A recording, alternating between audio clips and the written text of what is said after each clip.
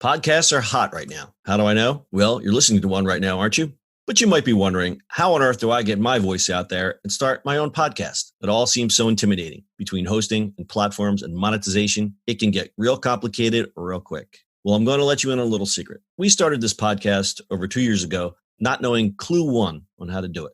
So how do we do it? We did it with Anchor. Anchor is the free podcast app with creation tools that allow you to record and edit your podcast right from your phone or computer. And Anchor will distribute your podcast for you, so it can be heard on all the platforms like Spotify, Apple Podcasts, and many more. And everybody likes money, right? Well, you can make money from your podcast with no minimum listenership. It's everything you need to make a podcast in one place. So go right now, download the free Anchor app, or go to Anchor FM to get started.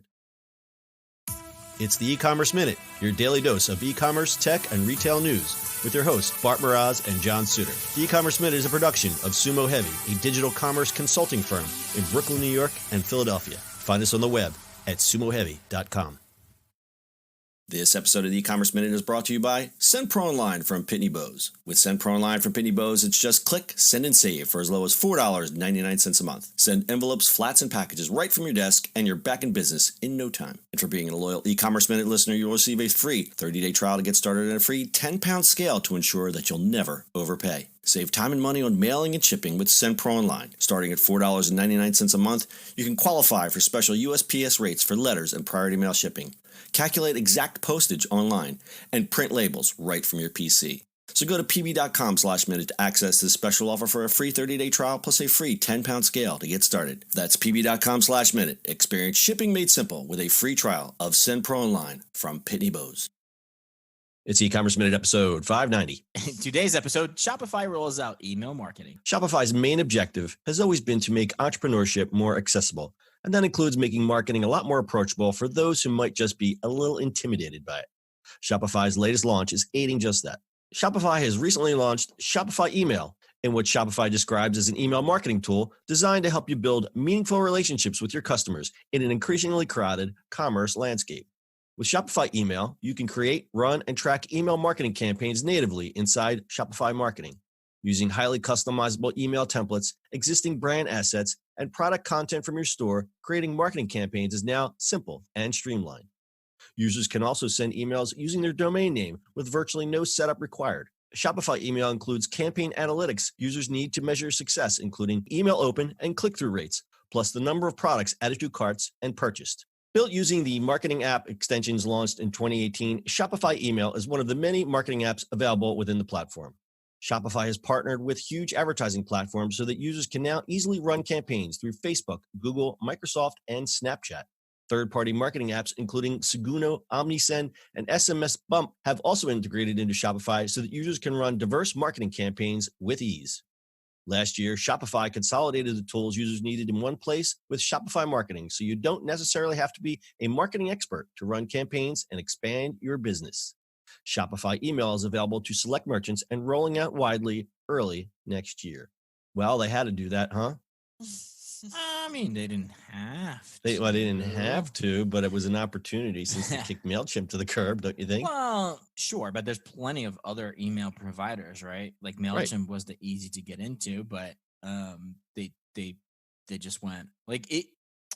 It kind of makes you think: did they did it beforehand? I think what the story was that they're actually talking to MailChimp for like 3 years. And I think they just like prepped themselves and then they kicked them out and then that was it. And this was already in the works. Yeah. That's what I think. I think so too. I think they saw an opportunity, and again, what is it always about? It's always about the data, controlling the data, seeing, where it's going. And they were basically letting MailChimp just have all that free, juicy data. And they said, no, we want to have that back. Well, I think that's going to happen with some of their other things in their marketing, some of the marketing apps. I know there was one app called Compass that just shut down, and every once in a while you'll see some of these apps just kind of go away. I think Shopify is going to start tightening some of these things and have better control over it. It's really nice that Shopify is so extensible, but that always sometimes comes at a cost, be it whether it be security or just the fact that Shopify looks at it and says, we can do that better and also control it better and make that money off of it. So, yeah, well, there's the opposite of it too, is that one of the reasons that MailChimp did not want to be in that place is because Shopify was requiring them to give them data. Right. So it's the opposite side. So MailChimp was like, no.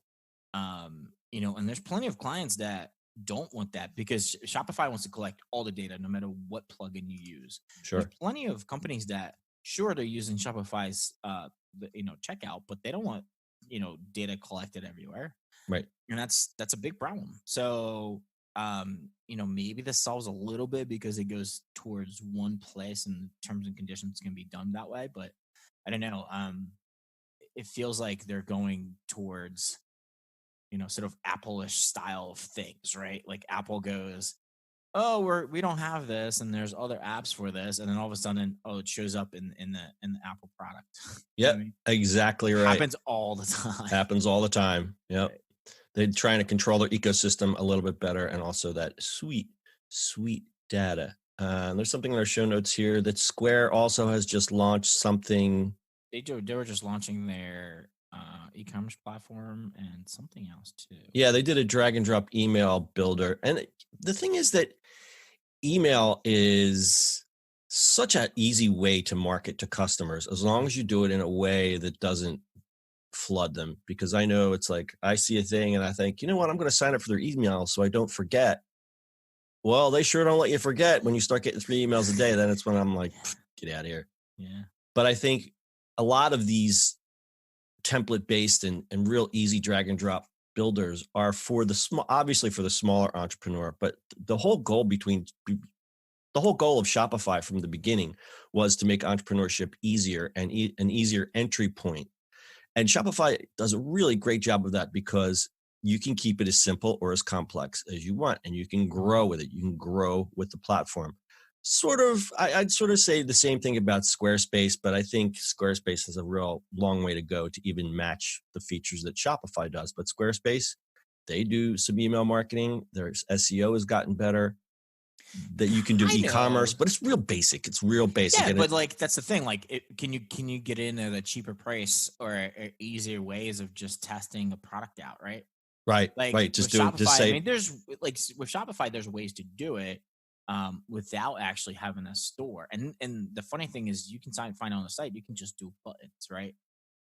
Which is like the cheapest sort of plan. I think it's $9 and you still get the admin ad panel, but nobody really uses that. Like they want you to go in the full store. Yeah, they want you, I don't even see them promoting it on there because I have the Shopify store that I've been playing around with and it's on pause right now. They don't even give you that option. They want you to go up and start with a $30 plan and keep going. Like all their marketing stuff, they'll start shutting that off until you buy the bigger plan, which I understand that. But getting back to your other point, it's really easy to test out an idea if you just buy a domain and a $10 Squarespace site and get the basic e-commerce. And we've reported on some of those other real simple, like super simple, like here's a product, here's a payment gateway, throw it out there and see if it works, you know? All right, Brittany, why don't you tell us about today's sponsor? Shipping and mailing from your desk has never been simpler than with SendPro Online from Pitney Bowes. With SendPro Online from Pitney Bowes, it's just click, send, and save for as low as $4.99 a month. Schedule package pickups and track shipments from departure to arrival. And for being an e-commerce minute listener, you'll receive a free 30-day trial to get started and a free 10-pound scale to ensure that you never overpay. Weigh, print, send, and save without stepping foot into the post office. Starting at $4.99 a month, you can also save up to 5 cents on every letter and up to 40% off USPS priority mail. Calculate exact postage online and print right from your PC. So go to pb.com/minute to access this special offer for a free 30-day trial plus a free 10-pound scale to get started. That's pb.com/minute to experience shipping made simple with a free trial of SendPro Online from Pitney Bowes. All right, we'll close it with a quick stat time. Shopify's share price has climbed 600% in the last 3 years. That's according to Consumer Affairs. In the last year, Shopify's value has grown 180% to $45 billion, according to Yahoo Finance. And Shopify is the top performing stock in Canada this year. And there was an interesting podcast about Shopify CEO Tobias Lüth. He was on How I Built This with Guy Raz, and he talked about how he built Shopify. And seriously, like up until like 2 years ago, he was living in his in-laws' basement building the company. Guy is super interesting, super humble. I would definitely recommend you check it out. That's How I Built This with Guy Raz, featuring Tobias Lüth. Lutke. I don't know how you spell his name, but anyway, you guys got anything else? Nope. Or? Nope. Nope. All right. That's your e-commerce minute for today. We'll see you on the internet tomorrow.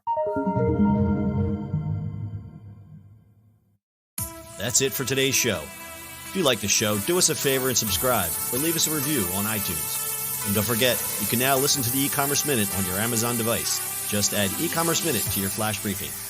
And finally, if you have a comment or suggestion or just want to say hi, find us on social media @SumoHeavy.